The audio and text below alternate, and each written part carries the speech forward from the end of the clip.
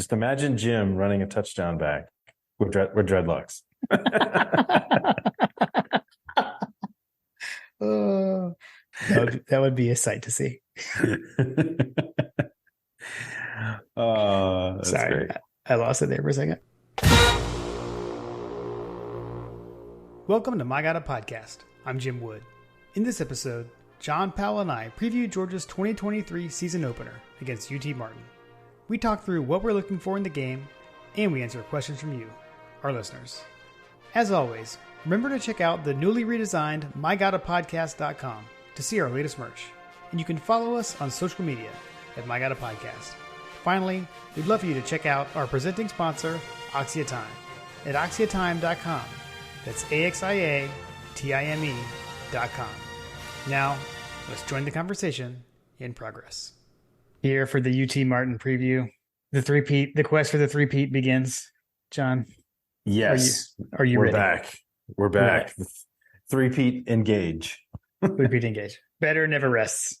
Which is now, that is like the official thing. We, dear listener, we had Greg Fawcett on after Greg took me to the Charlotte Touchdown Club event. And when we heard Kirby speak back in the spring and we heard about that and shared that here. So, we gave, the listeners early look at what the 2023 team slogan was going to be. So we broke the news. We broke the news that it was better never rests. That's right. That's right.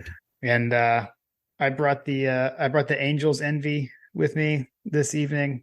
I don't know, no specific reason. We're number one, going for the three-peat. Everybody envies us, so we go with the Angels envy. We're the envy of Bama fans everywhere. Yeah, even Marler. So, man, it feels kind of surreal coming off of just got back from Denver with Carter, and I don't know, I have yet to kind of catch back up to reality, and it's like, oh wow, we've not only do we have to record, but we also have the game this weekend. Okay, so full disclosure, I think it was yesterday, I sat down and I was trying to put together generally what we usually have together. To talk through. And I was like, oh man, I haven't done this in a long time. I forgot what to do. And I was like, wait, do I need to pull anything? Do we need any, stats or whatever? It was pretty funny. So I scrambled a bit and did that last night. So, your travels actually helped me, gave me some extra time to remember what the heck I do on a week-to-week basis. And so, now going forward though, I'll be better. That's right. We have, we're recording a few days later than normal. Yes. Because of the travels. So, yep. I mean, we got some questions about the trip. So I don't know if you want to table the trip. We did? I don't know. Multiple questions. People want to know. Okay. So do we want to talk about it when they've asked? The people want to know. I guess that is kind of our trend, right? We talk about personal stuff and then we get into the game. It's like, wait, how do we do this? Normally, when the last few weeks we've had guests on, so it's like, oh wait, how do we do this again? Yeah. Last week was a struggle because there was no one else to talk to except for the two of us. It felt kind of funny, but we get back into it. You just always gotta. Oh my God! Oh, see, and now I can't even do it right. Trying to put glasses on it. So we say there's a conversation going on, and there was, and we had just started talking about that. So I believe it was John Michael D who made a joke one time, because somebody tweeted, I think the tweet was Robert Beal, and somebody else said I heard that tweet or something, and I think John Michael D was like, but did you hear Jim shuffling to try to find the soundboard before it played? Which is one of the funniest things. So that's where our conversation, that's why I brought that up, John. So I've discovered how to do hotkeys with it. So in theory, I don't have to search for it. However, I do have to hit the right hotkey and then I hit the wrong thing. You need an actual soundboard with the buttons on it or whatever. Right. It's on my keyboard. I have to, they're named. I can look at the screen. So yeah, I fumbled it. So I still can't get it right. That's okay. Hey, you're getting better. You're getting better. That's right. You have a better soundboard, and you're going to get better with using it. I mean, yes, and better never rest. So we'll get there. We'll get there. Yes. Yeah. So we've got the UT Martin Skyhawks, huh? Yeah, yeah. The Skyhawks. Why don't I guess I can run down the matchup. So we got Saturday, September 2nd, 6 p.m. At Dooley Field at Sanford Stadium. Let's see records. So Georgia coming in off of a 15-0 campaign from last year. UT Martin was 7-4 last year, but they were 5-0 in their conference. So they are out of the Ohio Valley Conference. I believe they're reigning conference champs. John, do you know how many times you've played UT Martin? Ooh, I don't know that I do, actually. There's a reason. What do you mean there's a reason? There's a reason you don't know. We've never played them? Because we never played them. Wait, really? I feel like we had played them in the past. That's what I thought too. I could have sworn that we had played. I was like, that can't be right. That can't be right. Why does it sound so familiar then? Is it because everybody else has played them? I guess I know like Tennessee played them last year. So I don't know. Seems kind of weird. But okay. Unless the official game notes are wrong. I mean, I guess that I did have trouble looking at that in my Know Your Foes kind of section. But I feel like I didn't come across that particular nugget that we had never played them, which is kind of weird. Yeah. Never played them before. Dogs coming in, unanimous number one team, meeting across polls. So this game is technically it's not on TV. It is on the ESPN Plus / SEC Network Plus. So this is the annual streaming game.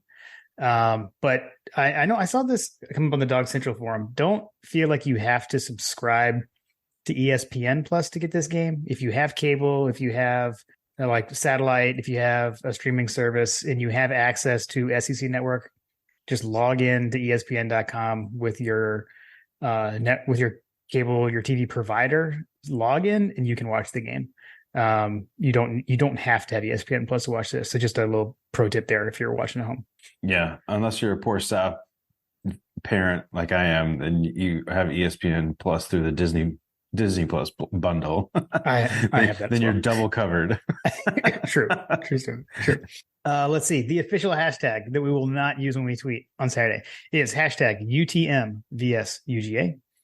And if you want to catch a rebroadcast, it will come on again on SEC Network on September 5th at 11 a.m. And then last thing, the weather looks great, actually. So low of 62, high of 84 for the day. I don't know exactly what it'll be, but with a 6 o'clock kickoff, hopefully it won't be quite as brutal on a early September Saturday. So definitely looking forward to that. Yeah, that 6 o'clock game time is nice. Normally this would be like a nooner, I feel like. Yes. Yeah. And like the opening game of the year, nooners at home are those are no good. Particularly brutal. Yes, they're super bad. So hot. So yeah, so I am thankful. I know there's been a lot of jokes about, oh, we finally get a night game and it's UT Martin. So like agreed, but let's also consider the time of year it is, and I'm just happy for the weather factor. So, which I'll be there. We are going. I don't know who all from our family is going, but I'll be there. Lily says she wants to go, so we'll see if that holds true through Saturday. But I'll be up there. 51-7 GATA Coast Trail. Come by and say hi.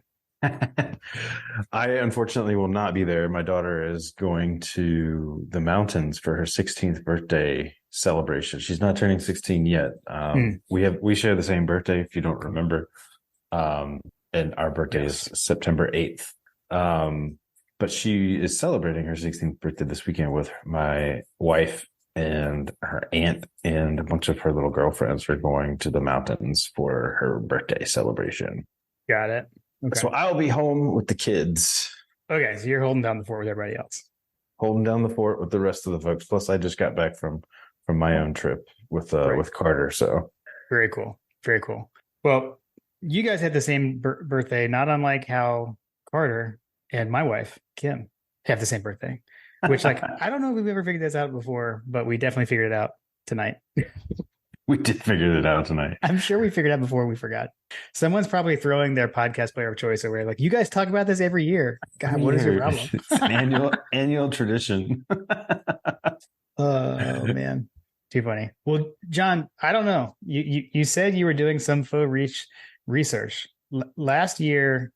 You hit us with the fun facts. I don't know. Are we doing fun facts again? Do you have fun facts? We can do some fun facts. Yeah, we got it. Okay. I've got a few fun facts. Okay. To be perfectly transparent and with apologies to UT Martin, it doesn't really seem like that there's all that much interesting, like in the way of like truly fun facts. But what I will say is that UT Martin was the kind of, I guess, came about. The reason it's called UT Martin is because the original school was opened as the Hall Moody Institute, which was named for a couple of Baptist ministers that I guess founded the school long ago, back in 1900. But UT Martin basically started officially in 1927. But like that's how old they are, which was kind of surprising to me. But I guess that they were the Baptist, the Tennessee Baptist Convention kind of decided that they were going to shut the school down, and locals decided that they were going to save it, and basically put up the money to do so. And they were going to basically become part of the University of Tennessee system. And interestingly, the governor and all those people, they basically didn't think that they were going to do it. They weren't going to be able to muster up the money. And basically the political and civic leaders in the state of Tennessee, like they didn't want to lose that university. And so I guess they mustered up enough money and were able to get it into a place where they could bring it into the UT system. And interestingly, I guess this is kind of fun. You're familiar with Austin Peay? Yes. We have played them. We have played them. Yeah, I did know that because apparently that school is named after a governor, Governor Austin Peay, and Austin Peay actually signed them into an official school in 1927. So that was kind of fun. A couple of famous alumni that you are probably aware of that you didn't know. Pat Summitt is an alumnus of UT Martin. Oh, I had no idea. And your mileage may vary on how you feel about this person, but Van Jones, CNN noted contributor, is also a graduate of UT Martin. And it basically goes downhill from there, from the chances that anybody listed as a quote unquote famous alumnus. So I think that those are their two most famous prominent alumnus. Got it. Couple other things. Let's see here. Their head coach has been around for quite a while. Jason Simpson.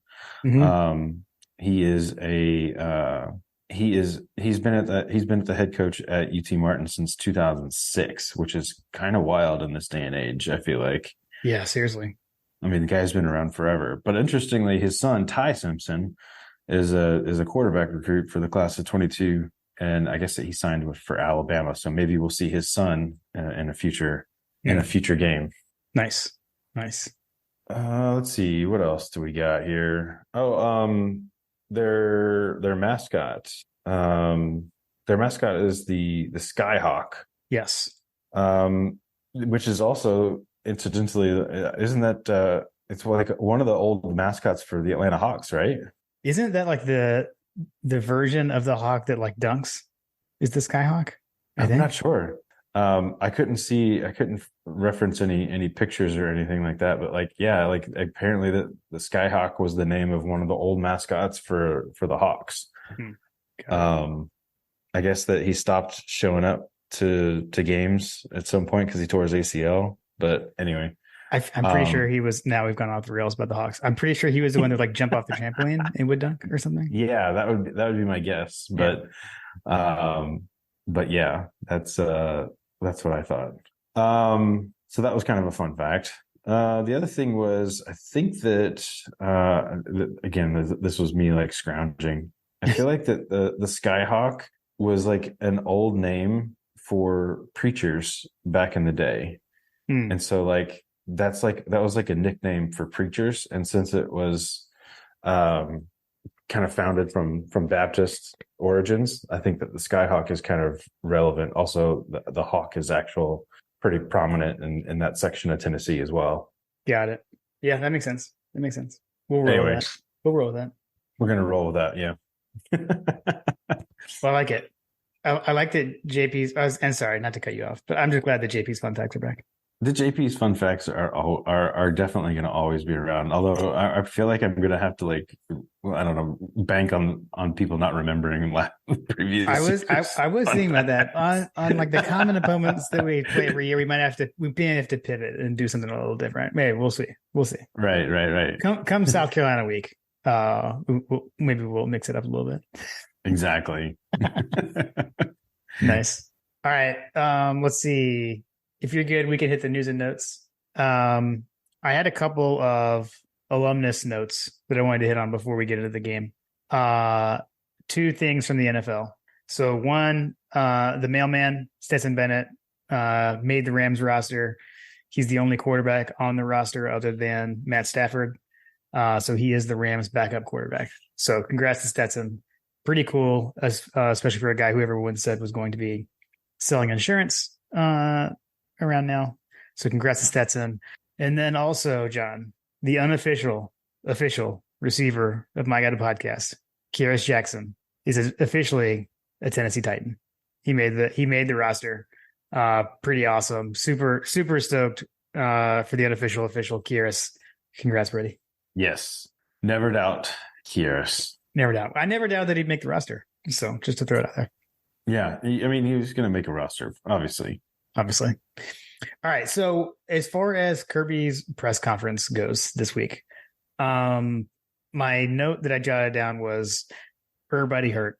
So like everybody is hurt, particularly in the running back room. So I'm going to run down the list, courtesy of Jason Brazel that he posted on Dog Central. So we've got Branson Robinson out for the season with a patella tendon tear. Lawson Lucky is out with an ankle injury. Ernest Green is probable with an ankle. Tyrion Ingram Dawkins is probable with a foot injury. Ladd is probable with a back issue. Smile Munden is questionable with his foot. David Daniel Sisavon is questionable with the dreaded turf toe, which is a frequent topic of My God Podcast.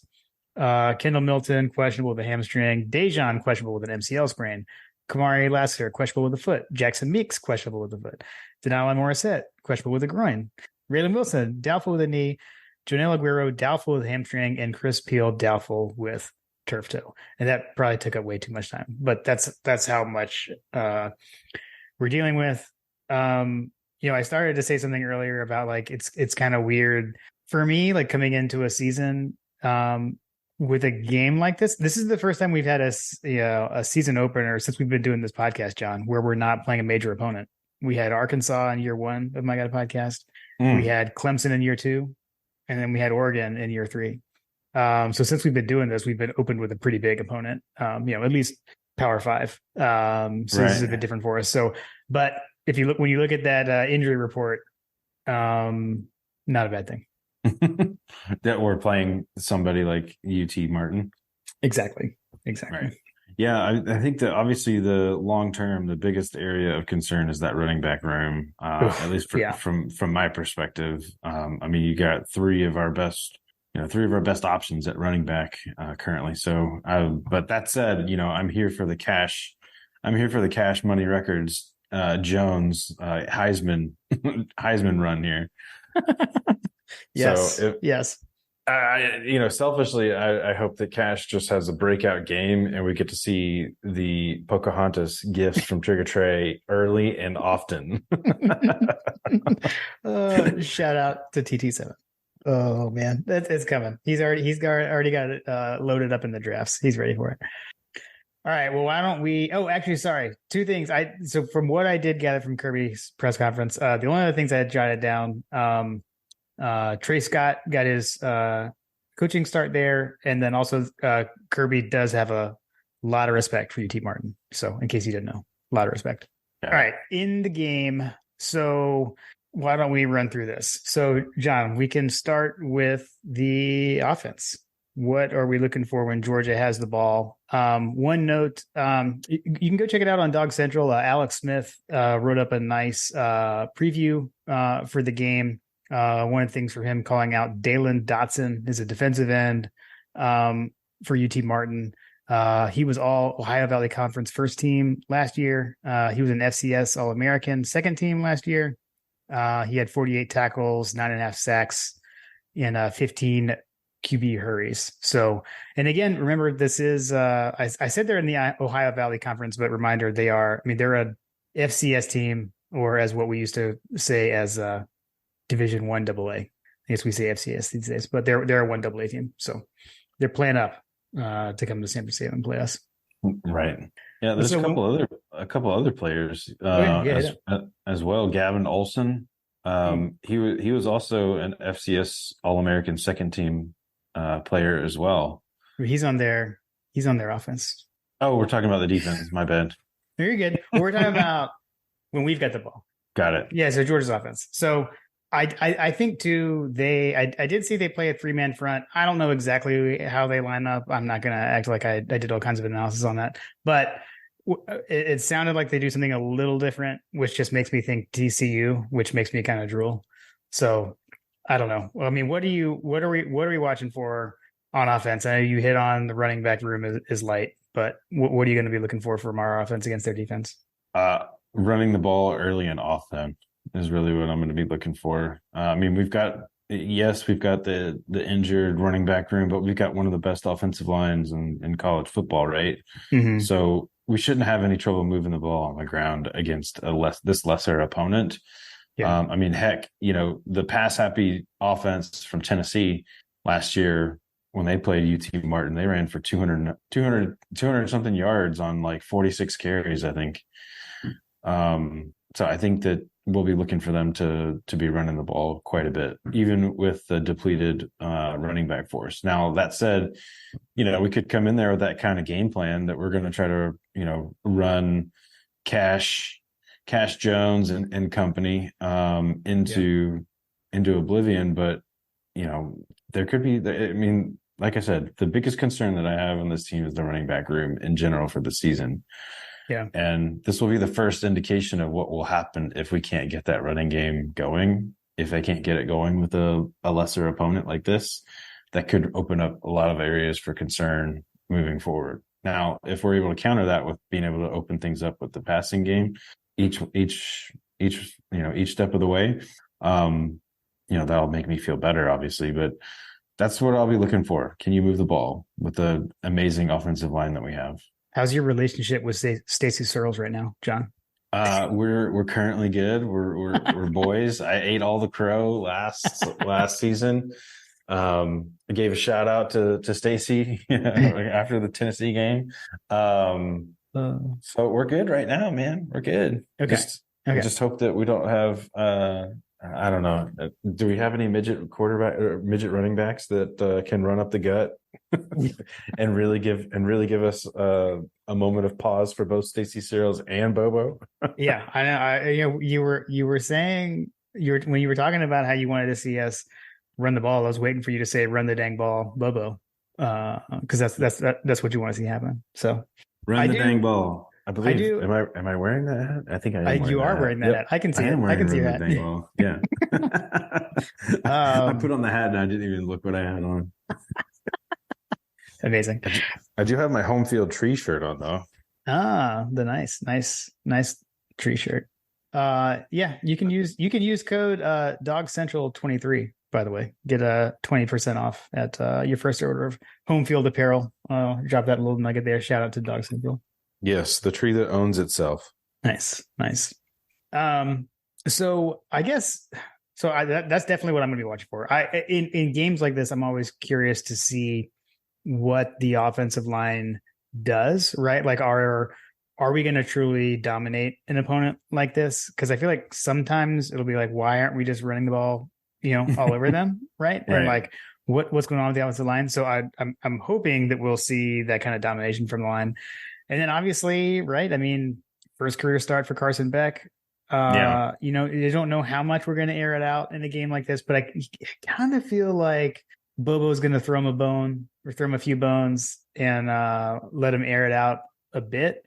So I'd love to see that get off to a fast start with Carson, throwing to, the usual suspects like Brock and Ladd permitting. But I want to see what Dominic Lovett looks like is from a newcomer perspective, and then see if we get any of these young receivers in there. So I'll be watching for that as well. But in general, looking for domination and lots of reps from some of the young guys.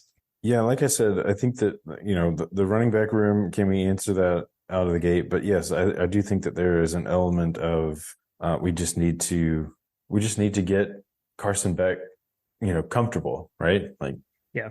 Yes. I wouldn't be upset to see us throw the ball around too. Establish the run, open up the pass. Like, basically, that's kind of been the, I hate to say it, and it might trigger some folks, but that's kind of been Bobo's thing, right? Like, you run the ball and open up the pass, right? Balance. Yeah, he loves balance. Yeah, exactly. Awesome. All right, we good with the offense? Or is there more you got? The only other thing that I had on that was, people, we have Brock Bowers on an all-American watch list, the Mackey Award, right? And the Biletnikoff. The Biletnikoff, yeah, that's what I was looking for. So, how is he able to pick up where he left off, kind of thing? Also, I'm excited to see Lovett in the wide receiver position as well. I think he had some pretty crazy numbers from the slot, if I recall, from my Dog Central bulletin board posts. But yeah, Dominic Lovett is going to be a person that I'm personally excited to see kind of, blossom at UGA, right? Like, we lost AD Mitchell, so I'm hoping that we'll have a new reliable Mr. X factor receiver that is going to show up and give us those clutch catches, right? Yeah, for sure. Arian Smith from the wide receiver position would be another one. This is the first year, I feel like, that, right? This is his first year where he's been completely healthy coming out of fall camp. True statement. So it's one of those things where it's like, I'd like to see someone other than Ladd show up. Although, I guess to a certain point, you've got a new quarterback. Ladd was always Stetson's kind of go-to. He was like the Tom Brady to, Danny Amendola or whatever. Sure. Yeah. He was like the go-to receiver, right? Who's that other receiver that he always threw to? I can't remember the other guy's name. Edelman. Yeah, Edelman. Yeah, that was his Edelman, right? So, can Carson Beck and Ladd, kind of make that connection as well? So those are some things that I'll be looking for. Okay, nice. I like it. Well, one thing before we move on to the defense, John, we talked to our friend John Canaris at Oxia Time, and we've all decided to run it back. So definitely excited to announce that just like season 3 of My God, a Podcast, season 4 is presented by Oxia Time. So, last year they came out with the Georgia CFP National Championship Watch Collection. The collection has grown. So there are now multiple 2022 CFP champion watches. You can get the Blackout watch exclusively at collegefootballplayoff.com. For everything else, you can head over to oxiatime.com. That's AXIATIME.com. Be sure to use the code MyGottaPodcast at checkout. If you buy any of these Georgia watches, we've got something pretty cool set up with Oxia Time. So there is a custom presentation box that they put together for all the Georgia watches. If you enter the code MyGottaPodcast at checkout, you'll get an email after your purchase, and you will get one of those custom presentation boxes included with your watch. So when it's not on your wrist, you have a pretty sweet box to display it in your home. One of the things definitely want to call out that's also very cool for this year is a portion of the proceeds of all of the Georgia watches that are purchased from Oxia Time are going to Bulldogs battling breast cancer. So we've had our buddy Dwight on the podcast before.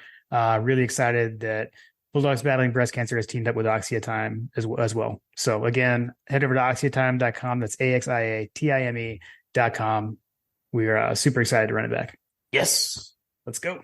I got mine on tonight. I got there's multiple straps. I've gone with the you're locked in. You're locked in on the performance strap. I love it. I love it, man. Yeah, I like it. I think I'm gonna wear it this way to the game on Saturday. So I like it. I like it.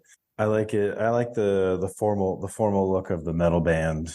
Yes, because I do have the performance. I do have a performance watch tracker for my runs and hikes and stuff to connect to Strava and all that kind of stuff. Yeah.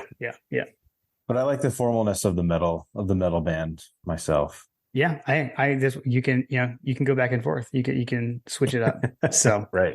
But we're excited. We got some more stuff coming throughout the season through our partnership with Oxia. So be on the lookout for that. We're pretty excited. So shout out to Oxia Time. All right, John, let's talk about the defense. When I guess our defense, their offense, when UT Martin has the ball, and I think they've got some players you wanted to call to watch out for, right? Oh yeah, they had another FCS All-American. Gavin Olson was an offensive tackle that he had, and then DJ Nelson was another. He's a freshman All-American, FCS freshman All-American. DJ Nelson from the tight end position. He's one of their guys, and I think that that's one of those examples where the players that have in the past, I guess is what I should say, but it'll be something to watch this season. But the tight end, if you have an athletic and an accomplished tight end, that can be a way that you can find some holes in this defense historically. Not many options to find based on our track record along the defensive front, but that's definitely an opportunity for them to have some glimmer of hope. But let's be honest, this shouldn't even be close, right? Yeah. Yep. I mean, look, John, in season 1 of My God Podcast, our mantra was in the defense we trust, right? And last I checked, Kirby Smart was still here. He's still the head coach. I expect that to continue. I think, like, from what I've been reading and what people have been kind of questioning, like I feel the position group that seems to be questioned the most is really on the defensive line and then the edge rushers. So I would love to see those guys cut loose against this lesser opponent. Now, we're going to be running very vanilla packages on both sides of the ball, I would assume, but just from sheer athletic ability, we're going to be bigger, faster, and stronger than these guys. So I'd really love to see our defensive linemen get off to a head start, because we talked about it a little bit in the season preview, but a lot of the big names are gone. We don't have the flashy names, but we've got a lot of experience coming back, and these guys have played a lot of football for Georgia. So again, I'm excited to see them.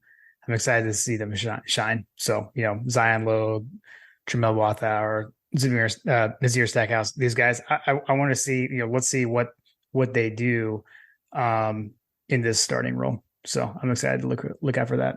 Yeah, I personally am really, really rooting for Nazir Stackhouse to kind of step up and be that Jordan Davis, Jalen Carter type guy. Yeah. I say that selfishly because, to be perfectly transparent, I don't know which one of those players is like the most like physically gifted. But Nazir Stackhouse played in pretty much I think he played in more games than Jalen Carter did last year, or had more snaps. He was a big cog in that machine of the defensive line. I also think he's an amazing TikTok follow. So he just seems like a good dude. You know what I mean? Like, yeah. I don't know. I enjoy it. So one thing that he will hopefully be tracking down early and often is a new quarterback for UT Martin as well. They are breaking in an Ole Miss transfer. That's right. Kincaid or I don't know how you say his name. Dent. Ole Miss transfer Dent, who played 17 games in his career. I guess he only saw 19 snaps last year. And he had a lower grade than their quarterback that they just had, Drescher Wynn. So I guess it's technically on paper, it appears to be a downgrade at the quarterback position. Mhm. But this is a team that had been used to throwing the ball around. They put up 300 yards on Tennessee, which again is probably not saying a whole lot last year. But yeah, I think that breaking in a new quarterback is always interesting, and the fact that they have an SEC, transfer that could certainly play into the equation here. Maybe he's a good player for the team there, but just wasn't right for Ole Miss, right? So, Mhm. So a new quarterback is going to be interesting as well. So we've got two new quarterbacks for both of these schools, both of them SEC caliber. Yeah, for sure. I mean, on that note of them airing the ball out and trying to throw the ball. So it's sounding like Julian Humphrey is going to be the starting corner opposite of Kamari Lassiter. I believe that's what we're hearing, right, John? Say again? For the starting corner opposite Kamari, I think Julian Humphrey is what we've been hearing, right? Julian Humphrey, yeah. That's it seems to be, because I feel like that I think Graham and those guys were talking about how in at the Dog Central Forum, he had been taking the lion's share of one's reps, right? Yeah. So that's another thing to watch out for, right? I mean, how's he react? See how that goes. I mean, Kamari like really came into his own last year, and so that's been the question: is who's going to be opposite him? So I don't know. It'll be interesting to see who trots out there with the starters, right? Who's out there with the first team?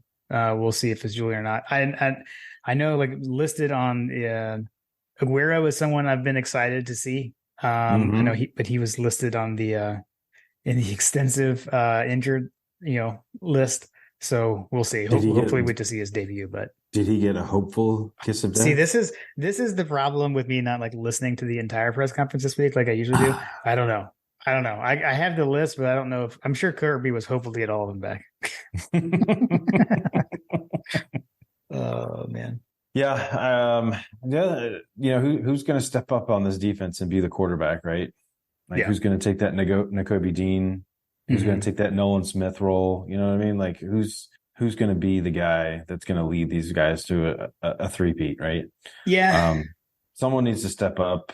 I think that for my money, like, Nazir Stackhouse is the elder statesman along this defensive front, but I also think that our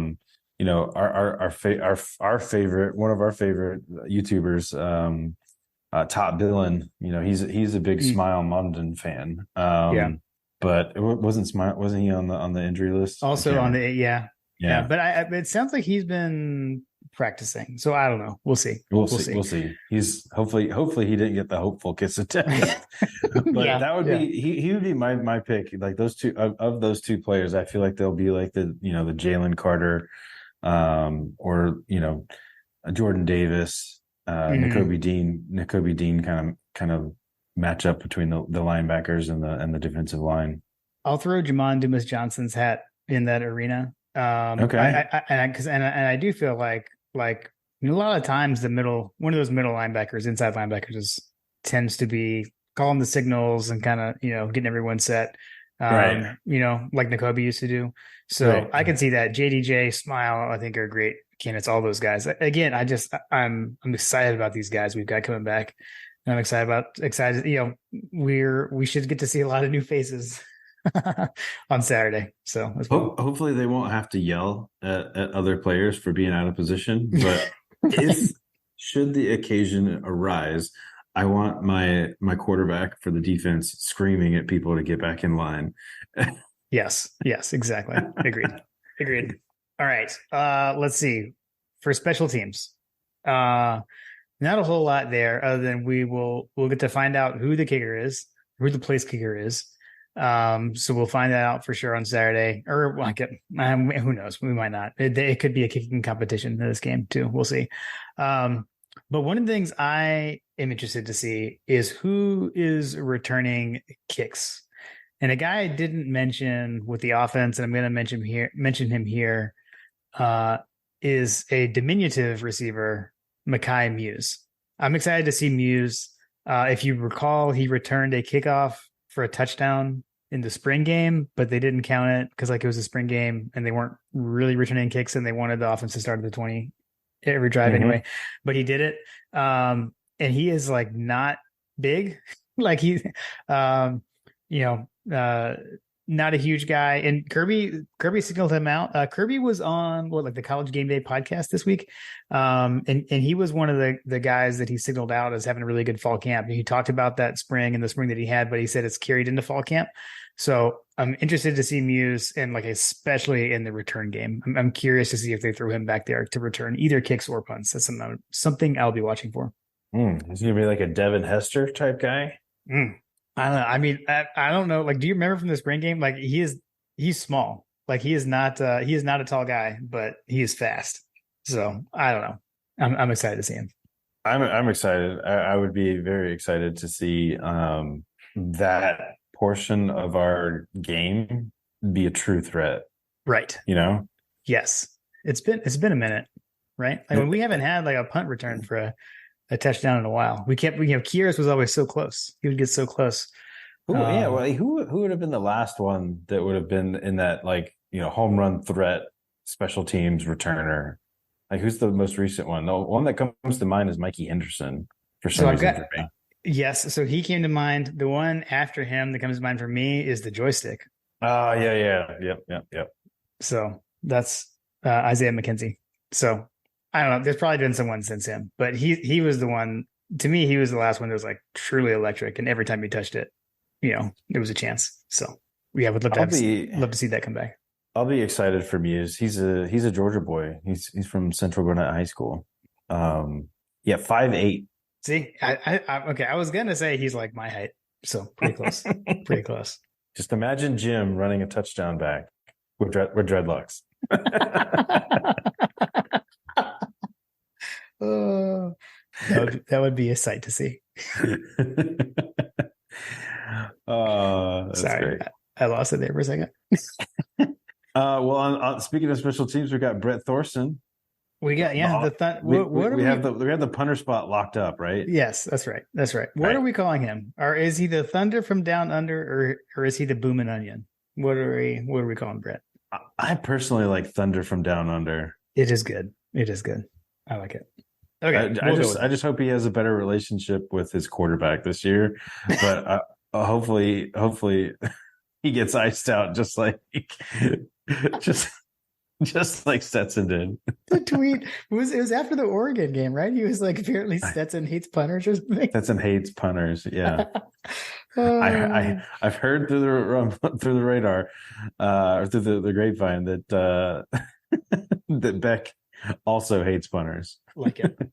I'm down with that. I'm good with that. All right, man. You ready to hit the listener questions? Let's hit them, man. Let's hit them.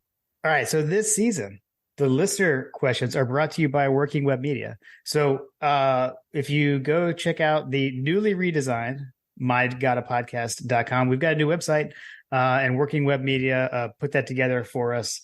If you got a small business and you're looking to expand your online presence, be sure to reach out to Working Web Media. They would love to work with you. And you can head over to workingwebmedia.com/dogs. That's DAWGS, spelled the right way. And they will know that we sent them your way. So be sure to check them out. We're super pumped about our new website, and they would love to work with you as well. All right. So for the listener questions, JP, first up, we got Walt Dog NC. And something I didn't mention at the opening because I knew this was here and want to talk about it here. So he started off with RIP Sonny Seiler, DGD. Sonny Seiler, owner of all the UGGAs, brought us UGGA One. The thing that I've kind of been thinking about with this is like, we all know what it's like to lose a pet. And but we're talking about a man here that he and his wife gave a pet to all of us, right? I mean, everyone has such a great connection with UGGA. RIP, definitely a legend. RIP to Sonny Siler. Yeah, no, it's definitely sad, but it's kind of one of those things where like I feel like we're all getting older, right? Like, Yeah. you know, you think about I look back at seeing him on the sidelines, you know, before his son took over, right? Mhm. Yeah. And you know, you got Munson, you know, Lawrence Smith's getting up in there in the age, you know what I mean? Like some of these Mount Rushmore of UGA personalities they're getting older, just like our parents are, right? So Yeah. but it's definitely a sad situation. I think that that comic or not, I guess it's not a comic. I don't know what do you call it? Caricature? I don't know. The thing The I one sent that you today. Yeah, the thing you sent today. Ugh, Yeah, the it's artwork amazing. of him going into heaven and being surrounded by all his dogs and him saying, "I missed you too." Like, Ugh. oh man, That- that's just perfect. God, now I don't know if I'm gonna be able to keep talking. Like Ah, when I sent that to you guys today, I was like sitting at my desk. I saw that and I sent it to you guys. I was like, okay, now I'm sitting here like crying in the middle of the day because I saw this is pretty amazing. It was Dave Hellwig did cartoon, I guess. cartoon, that's what it is. Yeah, Yeah, he cartoon. did the cartoon. So shout out to Dave Hellwig. That was incredible. That was I thought that was perfect. So all right. So for the fun part from Walt Dog, he said, "Will one running back get more than 60 yards in the game?" And he said, "If Brock gets 2 TDs, is it too early to start the Bowers for Heisman hashtag?" And then he said, "You dudes do a great podcast." And by the way, who's borrowing the chalice this weekend? So I guess I would have to be the one to borrow the chalice because John will be there. So You would have to be the one, yes, sir. Jason Hasty, don't worry, I'm not going to come take the chalice. All right. So do you see any of the backs getting more than 60 yards in this game? I think the running back kick by committee in a game like this is what kind of leads you to think maybe no, but I don't know. What do you think? I mean, that's a good line, right? Yeah. Yeah. I'm sitting here thinking hard about it. Like, yeah, I would say no. I'm gonna say no. Okay, I'm gonna say yes. I say that because I feel like that. I don't know. Can I give you my bold prediction? I want the Cash Jones. I want the Cash Jones for Heisman. Here's my bold prediction. It's gonna happen because someone's gonna rip off a long one. Somebody's gonna have more than 60 on one carry. I agree with that. I can get on board with that one. So what do you think?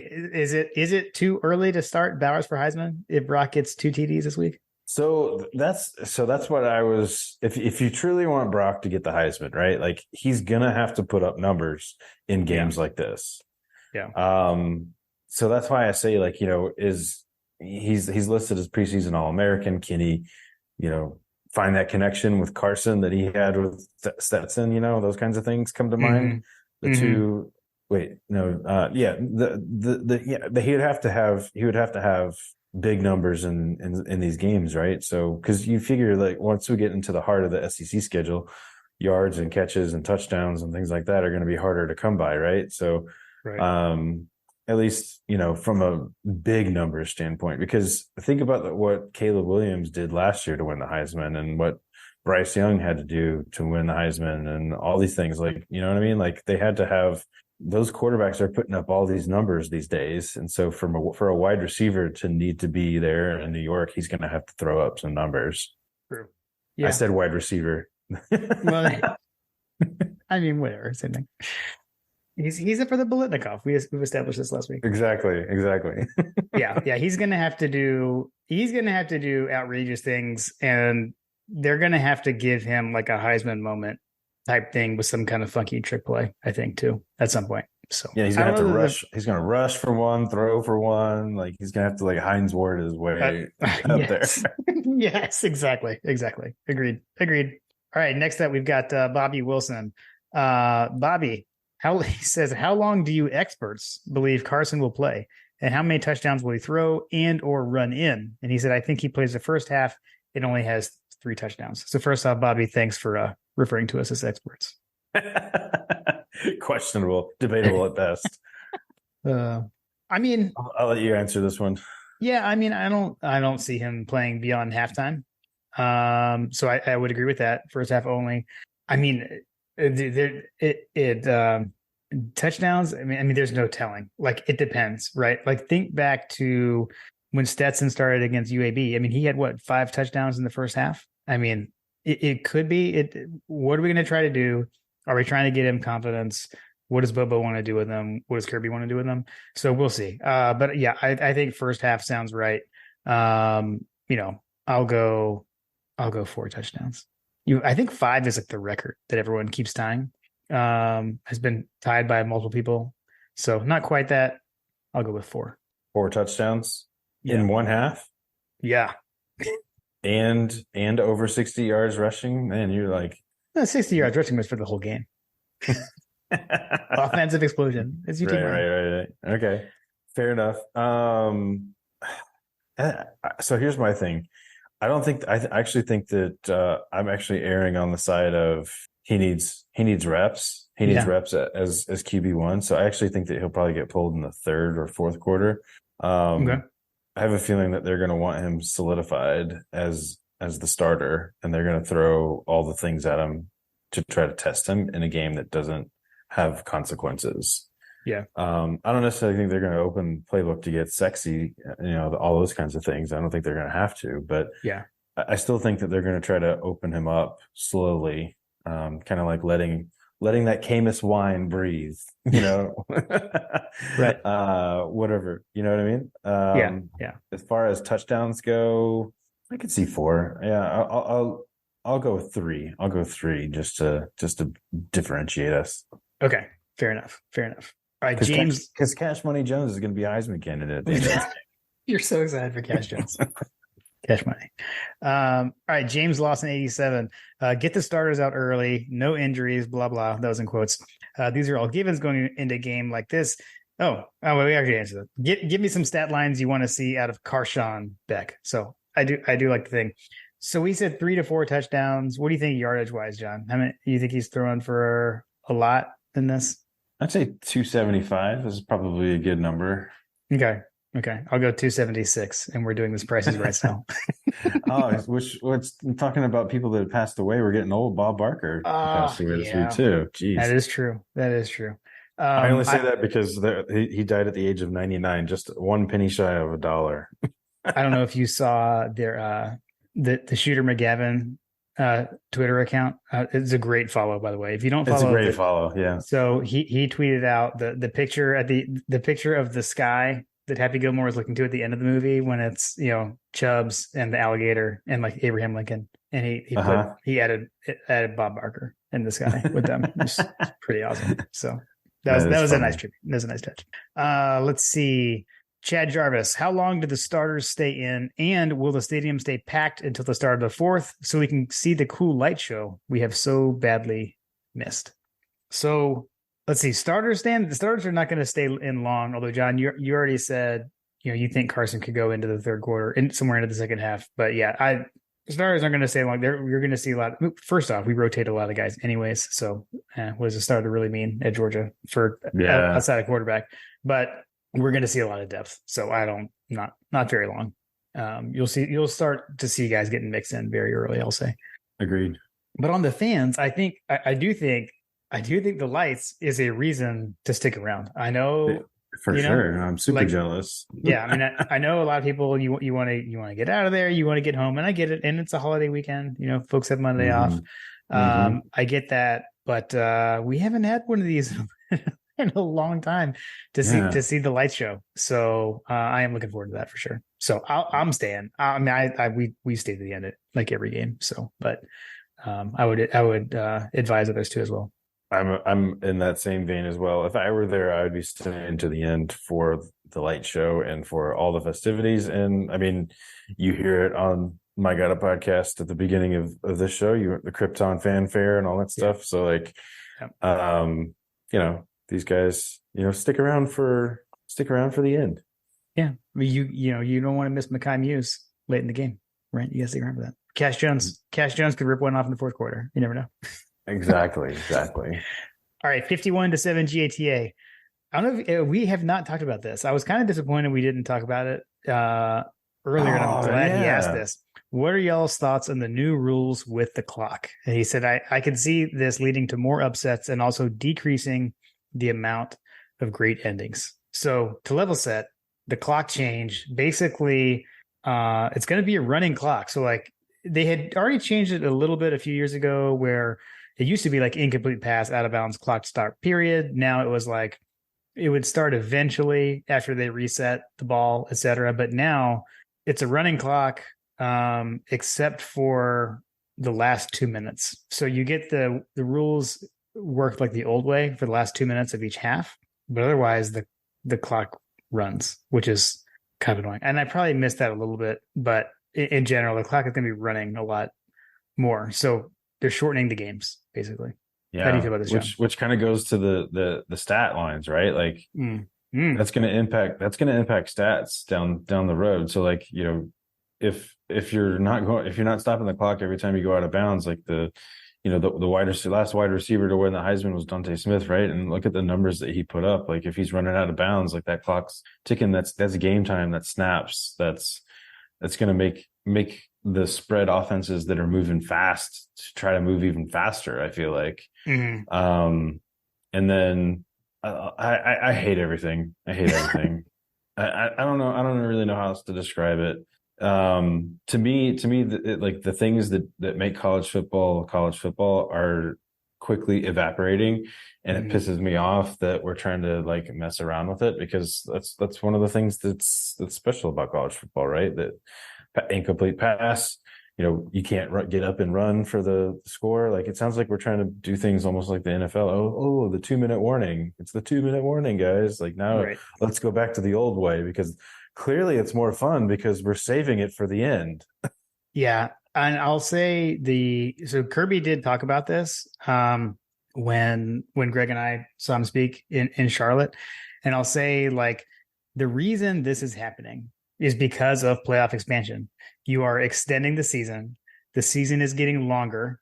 And they've done research around the toll the body can take.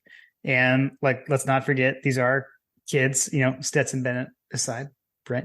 Like these are, but these are kids. They're young student athletes, and it's a lot to ask of these guys. I know it's only a few teams that are going to play all those extra games, but it's a lot to put on them. And so they're putting things like this in place such that the team that plays in this expanded playoff and goes all the way to the end, they're not, their snap count over a season isn't increasing much because of things like this. Right. So that's why they're doing it. So if you're mad about this, it's coming from playoff expansion.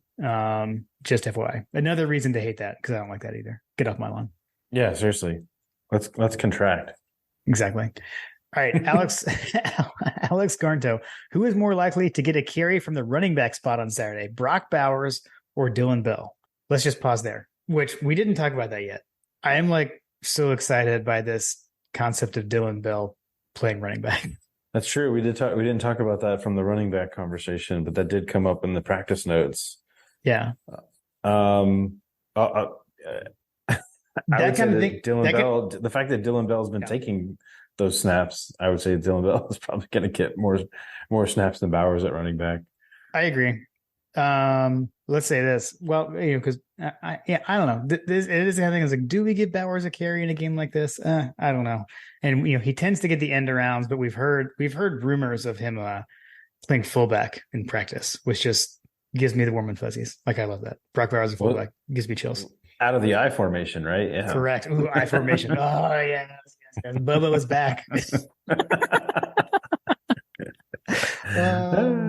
Man, too good. I mean, the Dillon Bell, lining up at running back. Like all I have to say about that is that if in Kirby we trust, if you remember the Bobo days, and the Wild Dog wasn't it during Bobo's time as offensive coordinator that the whole Wild Dog thing kind of came up like long ago during the Rick years? Yeah, I think that sounds right. Yeah. I feel like Craig Lumpkin, he takes snaps from in that Wild Dog looking Crow, Isaiah Crowell would take snaps out of the Wild Dog, right? Yeah. Anyway, I would say that Dillon Bell taking reps as running back is indicative of their plan to at least incorporate him in the running game and have him available as a wide receiver, and that would thusly give us the potential for a replacement for Kenny McIntosh. True. That's a great point. That's a great point. And I was talking to my dad about this the other day. My dad called me and we were just talking football, and I told him I was like, I think I'm getting way too excited about this Dillon Bell at running back thing. Because I was like getting all giddy. I'm like, because when we were talking about this recently, you and I, and we were talking about like all the injuries, and I was like, like we always find someone, like Georgia will find someone who can, carry the football. We're running back university. But this excites me. Like, it just makes me think of, not to say that he's Hines Ward or anything, but it makes me think of like when Hines Ward moved to running back and then back to receiver, although he played quarterback that year too, but just stuff like that. Robert Edwards was a great back. He had switched from corner. So I don't know, this kind of stuff excites me because we've seen good things come from a shift like this in the past. So I could be making this up, but did Dillon Bell play quarterback in high school as well? I do believe that's true. I mean, generally, because, a lot of these guys, they put the best athlete at quarterback, right? So yeah, I think that's accurate. Maybe, I saw that somewhere. Maybe he's replacing who was it that threw the pass against Michigan? Was it A.D. Mitchell? I can't remember. That was actually Kenny McIntosh threw it to A.D. Mitchell against Michigan. Yeah, there we go. Yeah. So see, he's the Kenny McIntosh replacement. Exactly. Yeah. I like it. Let's see. Oh, he had another part. Thoughts on Kendall Milton and Dejon Edwards being full go by South Carolina in week 3. I mean, I would say I'm if we're getting in the Kirby hopeful category, I'm more hopeful probably for Dejon, because like we saw, Kendall had the hamstring last year and it took him a while to get back. I mean, you don't know with hamstring injuries, they're tricky. So I'd put larger odds on Dejon, although I'm not going to count Kendall out, and I would love to see him there, but that's my thoughts. I would say that Kendall Milton's injury is going to be so touch and go basically for every game this season, because that's part of the reason that I'm so like frustrated about that situation. Not just because it's Kendall like hurt again, like that aspect of it is certainly frustrating. I get it. These guys, they are under a lot of stress. If you hurt something, it changes how your body reacts on the field. Like we talked about it with Paul Muchnick, my PT friend that was PT at UGA for a while, on our Sanford preview last year. When your body has that kind of stress and that impact, and it has to readjust, all the other body parts are impacted, right? So if you tweak your hamstring on your right leg, then everything else on your left leg is overcompensating, right? Right. So for me, like that just means that he's had multiple of these on both legs, on both sides of his body, right? And it just means that just the sheer fact that it's a hamstring all by itself, those things are so tricky, right? He could tweak it just walking, right? Like you hear about guys that retweak their hamstrings over and over again. But what I'm worried about is that going to open him up for something else because he's overcompensating? Yeah, no, that's a good call. Good call. So as far as full go, I would say that my money would probably be more on Dejon Edwards being more full go than Kendall. Yep, makes sense. I agree. Let's see. All school. Can anyone on the roster serve the Darnell Washington role from last year of an extra, faster, mobile offensive lineman who can catch passes? Wasn't that Lucky? Shocking. We agree, John. Lucky is the guy to me. Unfortunately, he's injured right now, but I think he is he's that guy to me. So let's be honest. I don't think anybody can replace Washington, but if someone were, I mean, Lucky has that frame, right? Right. Yep. And his dad was one of the Lucky triplets.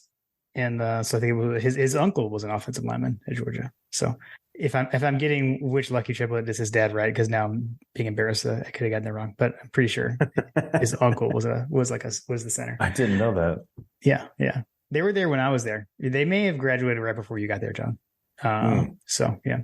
Let's see. All school also said which UGA player this year is going to be the most likely to hit you with the hard puck tactics. And he said, I've always heard bankrolls go straight for the assets. I'll hang up and listen. So first off, we always appreciate the old school sports Talk radio show, hang up and listen, sign off. Always appreciated. But also, All School was a he was a big fan of last year's hype video. I actually sent him a DM when this year's came out. So All School, he said he enjoys it. So that made me happy. I was glad that he was pleased. He was one of the people I was trying to make sure it lived up for him. So all right, John Michael D. Okay, here we go, John. Well, did we answer the question? Which player this year is going to be? Who's going to hit you with the hard punt tactics? Who's going to hit you with the hard punt tactics? Yeah, is it Muse? I was going to say JDJ as far as like actual hits. Oh, actual hits. Okay. For me, yeah. Oh, let's see. It's actually Johnny Aguero, yeah. Okay, and then I think you know what the right answer is, and I missed it. Bullard. He definitely hit CJ Stroud with a heart, or he hit. So I butchered that. You butchered it. He hit Harrison with a heart protect. Harrison. Yeah, exactly. Too good. All I could see was Stroud throwing the ball high up in the air. Sorry, I got mixed up. All right, let's see. Okay, so here's what we were talking about earlier. Around the people want to know. So we got two questions about this. So John Michael D said, since y'all said any topics, going to need the most famous podcaster and John to break down what in the wide world of sports just happened to Ronald Acuna Jr. with the three fans on the field. And Gerald Lancaster asked a similar version. He just said, were y'all freaking out when Acuna was attacked? Oh, man. So we were at the game. And I caught the tail end of it. I videoed like the tail end of it because it was going on for so long and everybody was laughing, thinking that it was funny. This guy like was just like fighting. It was just like, I've never seen anything like that. Usually when you get taken out for going on the field, like they put you in handcuffs and off you go. But for whatever reason, security, which I'll use that word loosely at Coors Field. I don't know if they were Colorado Rocky Mountain High, but it was definitely loosey-goosey with the security at that stadium. Yeah. It's funny, like it really is funny because my father-in-law had actually commented on this like long before that had happened. We both had noticed that there was only a handful of people on the field in between innings, and we were like, yeah, that's at Truist, it's like every like 10 feet, I feel like there's a security guard out there. Yeah. I don't know if you've seen or been to the game, but like there's a security guard that basically sits in a seat. And as soon as the inning ends, they open a door, they lock it back. And then they run out onto the field and they stand there in between innings. And then obviously as soon as anything happens, they're like instantly on the field. But what happened with this instance, like one person came on the field and they hugged Ronald Acuna, and I guess Acuna was okay with it because he wasn't like running away or pushing him away. Like I would imagine that he probably read the body language that he was not a threat. But then for whatever reason, some guy came from behind. That's the only thing we were trying to figure out is where did the other guy come from? Because security was already there, but he came from behind Ronald Acuna, and I'm like, where did that even come from? So I still haven't figured out the physics on that, but because he would have had to have dropped down from the, I guess, like he would have had to have dropped down from the, from the wall or whatever. Right. But full transparency, we picked up at the tail end of it. If you haven't seen George Foster's video, that he retweeted a video from another account, but that was I watched that video, and that's what really happened. And I was shocked at how long they were on the field. It was crazy. It was absolutely crazy. Yeah. And the fact that guy got his hands on Acuna after the other guy was hugging him was just laughable from a security standpoint. Just absolutely embarrassing for Coors Field. Yeah. Yeah. That was crazy. That was nuts. We didn't really get to see it because everybody in our section was like looking at the scoreboard. There was like, like one of those kiss cam type things or something like that going on that we were looking at. We were in left field. So everybody was kind of turned around to look up at the thing. And then all of a sudden everybody was like, oh, what's going on over there? And we turn around and look, and there's already cops and everything. They're pulling them off. So that was wild. I've never seen anything like that. Well, since I made you table that conversation until now, I will say or just seemed like it was an amazing trip. And I know it sounded like there were a ton of Braves fans there, right? And Georgia fans. Yeah. And I know you saw multiple Huggins out there as well. So that's pretty cool. Yeah, we went for Carter's 12th birthday, and that's been like a tradition. Last year we went to St. Louis. This year we went to Coors Field, and we did the whole hiking thing, which, at full transparency, Carter was not super thrilled about, but we kind of made him go the first day. Went up to Rocky Mountain National Park. I had planned to go based off of Logan Booker. Shout out Logan Booker on his itinerary planning, but for whatever reason, the website that they said we had to have a reservation, and the website didn't say that, and so we showed up and didn't have a reservation to go to this particular section of the park, and so they didn't let us in. So it was in a lower elevation where we wanted to go. Bear Lake is the area that I'm talking about. The Huggins actually went there the day before, apparently. But anyway, we ended up going into the higher elevations, to the Continental Divide, which was basically significantly higher up. I think we got up to over 12,000 feet. And I have to say that low oxygen level is definitely a real thing. I can't imagine going even higher. The Colorado has like the 14,000 feet, like Mount Evans and Pikes Peak and those kinds of things. Those higher elevations are legit. I was winded. Really? Yeah. There were sections that Carter couldn't actually make it up because he was so exhausted and tired. He's got the heart condition, so like I tried to play it easy on that. Plus, he's got asthma, so Gotcha. his lungs are already struggling in general. But there were definitely some areas that were really cool. I'll post some more pictures. I think I posted a handful of pictures. I still was like kind of downloading the majesty and the beauty of that park. Then the next day I had business meetings, and then we went to the Braves game, man. That was really cool. We got to scooter over there. Carter really loves the scootering. And then we did the whole go into for batting practice, and he got a ball at batting practice. Oh, yeah. And then during the game, he got a ball, and then they found a ball that was, I guess it was just like lying around somewhere, like, I don't know, from one of the adult leagues.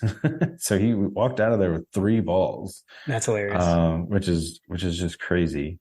Then the next day we ended up, we were debating on, like I said, he's not really a huge hiker.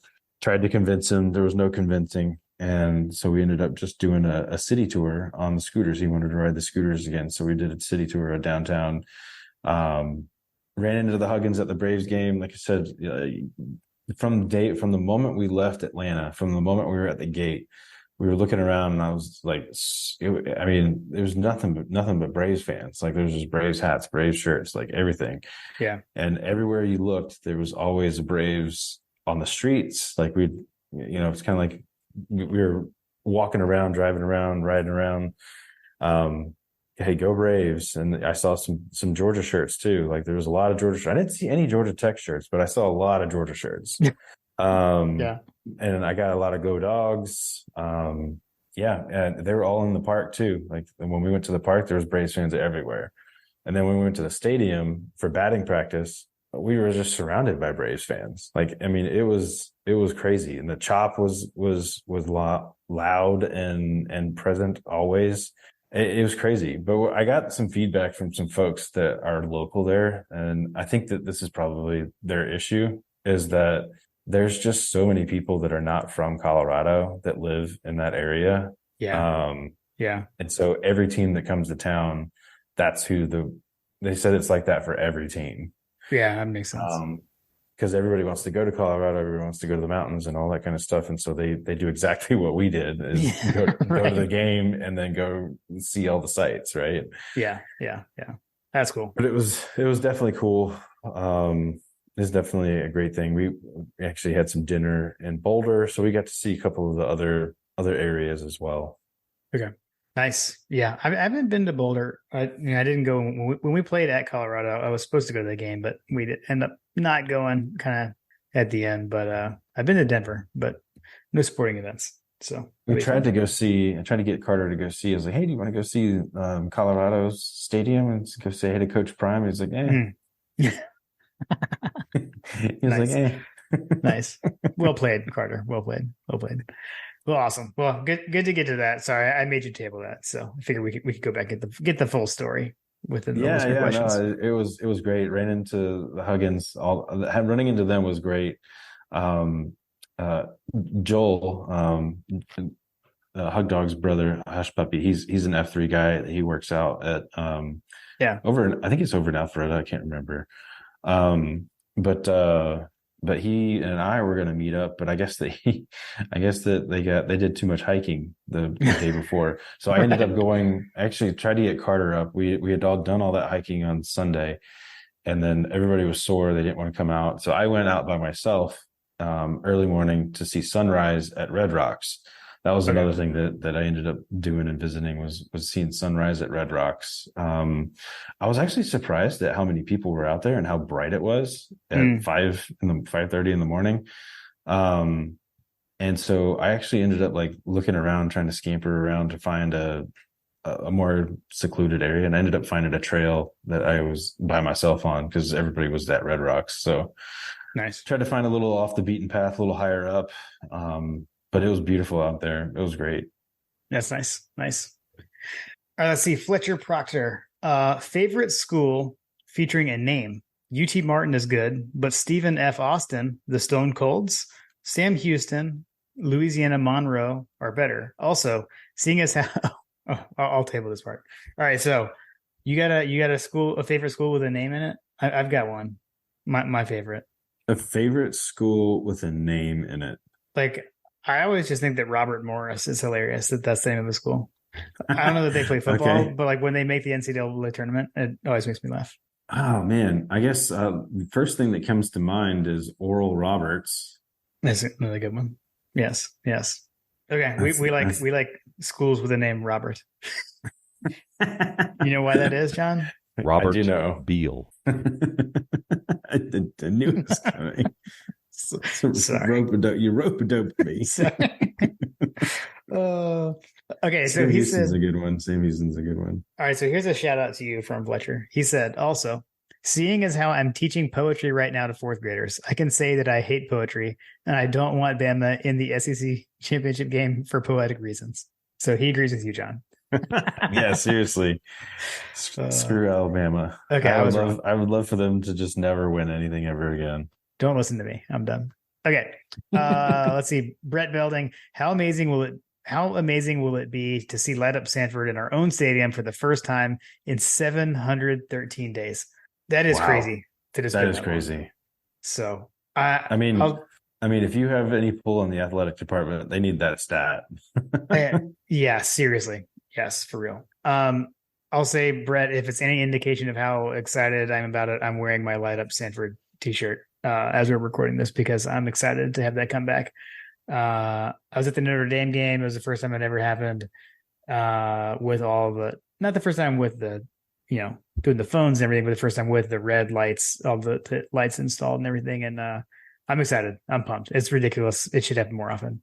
Yeah, I agreed. And then Brett said, we've heard very little about place kicker. What is the outlook for the position? So it seems to be between Jared Zirkle and Peyton Woodring. I expect we will see both of them on Saturday. I haven't heard any kind of announcement on anything being settled. Zirkle's been here for a while. Woodring is a freshman, but he's a highly touted kicker. So we'll see. Something to watch for sure. One thing that you did not note about Saturday is the swirling winds potential.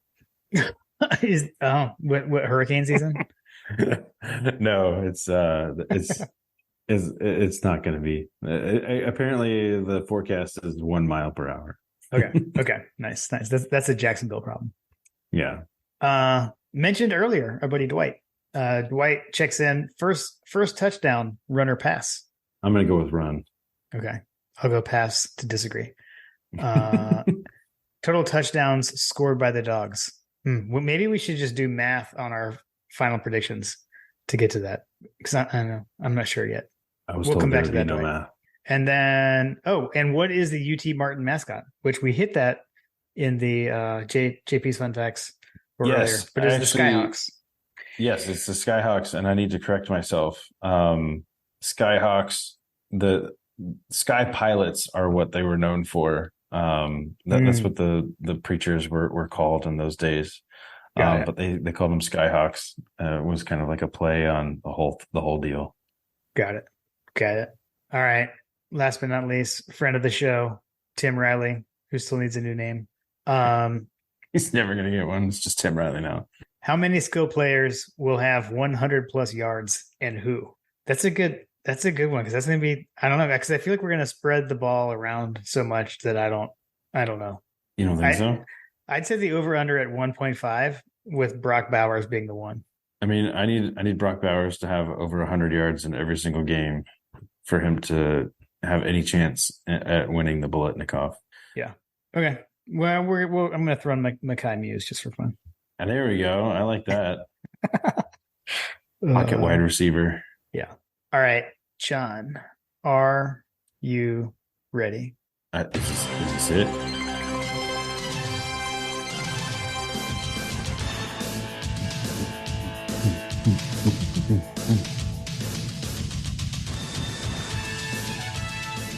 It is time for Coach Trillbill's Over Unders UT Martin edition. All right, John, who's going to go first? Who goes first today? Because I don't know where we were. As the winner of last season, right? Oh, brutal. Okay. You get to pick then. You get to pick. If I get to pick, I am going to go with. I'll let you go first. I feel like you just did some math to figure that out, but I'm not sure what that means. All right, over under. Starting off with the offense, over under 300 yards passing for the Georgia offense. I'm going to go over. Ooh, I'm going to go under. All right, your turn. Over under 6.5 total touchdowns for the Georgia offense.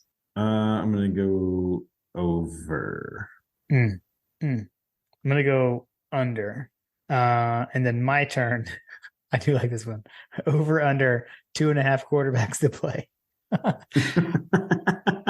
gonna go over. I'm gonna go over. Based on my math on the previous one, I'm gonna go over. Okay, over. All right, on to the defense. Your turn. Over under 1.5 forced turnovers. I'll go under. I mean, you get a pick, you get a fumble. I'm gonna go over. I'm taking risks this year because I'm going to beat you this year, John. Taking risks. All right. Over under 3.5 sacks for the Georgia defense. They throw the ball out. I'm going to go over. I'll go over on that one as well. All right. And then back to you. Over under 1.5 touchdowns allowed for the Georgia defense. I'm going to go over. Those will be some garbage time. Okay. I'll go under. And then special teams, Georgia field goals attempted over under 2.5. I have a feeling that they're going to do some strategery to get each kicker some opportunities. So I'll go over. Okay. I like that. Ooh, that's way too logical. I'm going to go over as well because that makes way too much sense. Okay. I shouldn't have divulged my reasoning until after you answered. You should give the number and then come back around to the reason later. If I lose this on one, I'm gonna beat myself up. I'm still waiting for you to lose because of one like the next one. Miscellaneous. UGA has a soft schedule comments on Twitter. Over under 100. Over.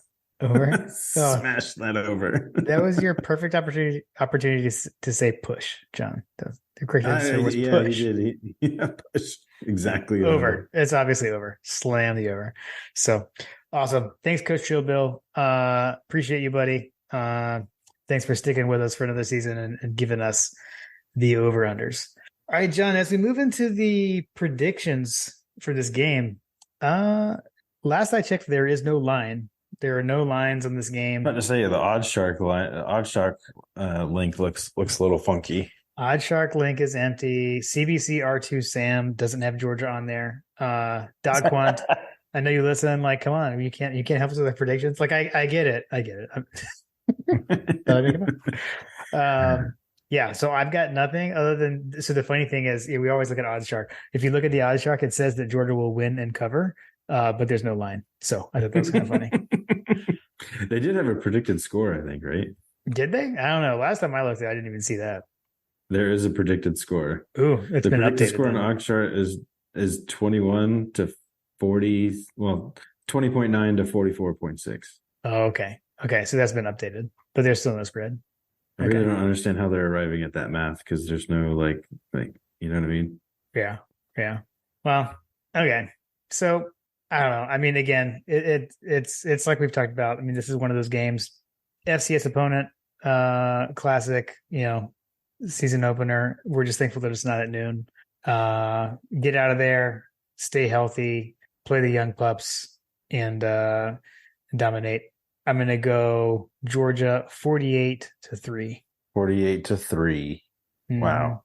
That would be nice. That would be a nice line. I'm gonna go 48. I'll go 48-12. Okay. It doesn't match up with any of your over-unders, but I like it. It's called hedging your bets. Oh yeah, I like it. Love it. Well, the Dogs will be back in Sanford Stadium on Saturday. I'll be there. You won't. John, this is where I got to remind you. I know you're home with the kids this weekend. But you just got to remember to go for your run on Saturday morning. That's right. I actually got some new shoes, so I'm geared up for it. Okay. Nice. So yeah. I will be able to do the run though. It's definitely in the cards. And you got plenty of time with the 6 o'clock kickoff. You got plenty of time to work that into the day. So this is true. This is very true. I usually like to do it before everybody wakes up, but yeah. Yeah. So we talked about what you've got going on. I know. I think we are going to be at Lake Hartwell. So we'll be on the lake with Fripp Dog and my sister and family. Be down there for the weekend, and then some of us will head over to the game. Like I said, Lily says she wants to go. We'll see if how far of a drive is that from where you guys are at? I don't even know. From Hartwell to there. It's over an hour, maybe hour and 15. So it's about how far it is for me to get over there, roughly. Yeah, it's not bad. And there's multiple ways we can go. Sometimes we just go down 85. Sometimes we take back roads. We probably take back roads. I like going up 85 because I hate going 316. Yeah. But being north and coming south, sometimes you can take other ways from where we're at on Hartwell. So yeah, it has to be said. 316 is terrible. Oh, that's horrible. It's horrible. I'm looking forward to being in Georgia for the weekend and loading up on Creature Comforts and bringing it back home, stocking up for the season because I like to do that. No beers or no bourbons. Well, so there is. So I'm going to stop somewhere. I probably should go stop somewhere in Athens. So there's a package store off the exit that we get off when we go to Hartwell, and they've got Creature Comforts and they've got pretty good bourbon selection. So I'll definitely stop there on our way in on Saturday. You got to take advantage of the no government.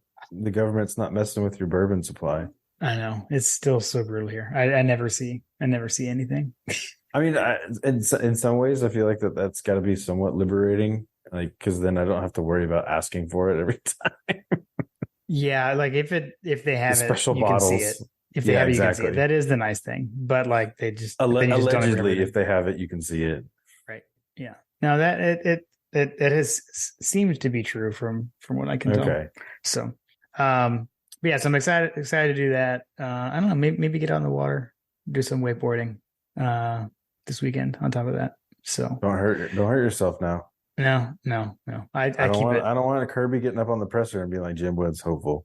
We're hopeful he's going to be back. I'm way more low key on the wakeboard these days as opposed to back today. I don't try the crazy things anymore. You're not going to go out and make a rad video on the water, are you? No, not going to do that. Although I do enjoy there's some pretty amazing wakeboarding reels on Instagram. If you ever want to go looking for that, a lot of great content there. I have a friend that her sister married an old friend. Her sister married a guy that his like job is like he does like jet skis, like the stand-up jet skis, like tricks and stuff like that. Like Oh yeah, kid is legit on the jet skis. really? Yeah, so he really is like living out rad on the water. Look, if you haven't seen Rad, it's an amazing BMX movie from the 80s. Highly recommend. So, and you can hear it reviewed on Will Leach's movie review podcast because I requested that once and they did it. Good times. All right, what else? You going to be watching anything else this weekend? We got like Florida, Utah is Thursday night, right? Florida, Utah, yeah, that's definitely going to be one. Got to watch. I mean, we have to watch Florida get their first L, right? That's right. Yeah. The first L for Florida this season. Florida, yeah. You got that going. What are the games? Is the Irish game on? The Georgia Tech. Yeah, no. Georgia Tech's in 24. I totally screwed that up. But is there another Irish game or no? Oh, that was last weekend. There was Notre Dame Navy that already happened. Is it the only one? I don't. As far as I know, Tech is playing Louisville in Atlanta on Friday. There we go. Which is weird. So I don't really get that. But that's a game that is it's not like a Chick-fil-A kickoff. It just is Georgia Tech's home game in Mercedes-Benz. I think that's right. I think that's what I heard. Which just seems weird. Like, hey, we can't fill up our stadium, so let's go to an even bigger stadium, right? Or right. Is it? Right. I know we do have we've got two things I want to call out. One, it seems random, but Mercer at Ole Miss. So shout out to Hunter for Ole Miss, but also with Mercer. You have a friend or something? Or? Yeah. So I know we've mentioned my friend Otis, who went to South Carolina. His son, Kendall Harris, is a freshman receiver at Mercer. So shout out Kendall. So sorry, Hunter. But you got Rice at Texas. So you got JT Daniels, that beautiful man, going up against Texas. And then the other one, I think that the big one to watch is LSU Florida State. So, oh wait, the beautiful man JT Daniels, he could potentially take down Texas. Exactly. Yes. I like that. I like that line. That's at 3:30 though. Yeah. Let's see. North Carolina, South Carolina in Charlotte, Saturday night. But we'll be playing. But yeah, no, the LSU Florida State is Sunday. So with the extended weekend. You got a Sunday night game, LSU Florida State. LSU number 5, Florida State number 8, 7:30 kickoff on ABC. So that's a big one. That'll be fun. We'll see what LSU is made of. I saw someone posted something about how Florida State, maybe it was Marler, that Florida State has like an insane amount of like returning talent. They have like a ton of redshirt seniors, a ton of like returning snaps, like all the stuff, like basically talking about hyping up how big Florida State's team could potentially be with experience, which, as we know in the college game, is a pretty big deal. I just noticed Clemson's playing Duke. What is it with the North and South Carolina teams? Do they just play each other on week one? Like, what's going on with that? I don't know. I live in North Carolina, but I don't know the answer to the question. That just seems weird. Like North Carolina playing weird. South Carolina, and Clemson's playing Duke. Like, what is going on? Yeah, it is weird. So yeah, I don't know. I'm just looking forward to it. College football is back. Get to see the Dogs Saturday night. Hopefully looking forward to getting to see some folks in Athens on Saturday. Gonna try to stop by Greg's Tailgate. Try to stop by and see Hug Dog. And meet up with some other folks. So looking forward to it, man. Yes. I am going to be living vicariously through you. So, take pictures and share along. Yes, I will. I will. I always do. Cool, man. Well, this is fun. Let's get back we got our tune-up, our couple tune-ups here, and then we get the meat of the SEC schedule coming up. But let's kick the tires and light the fires. Go Dogs. Go Dogs.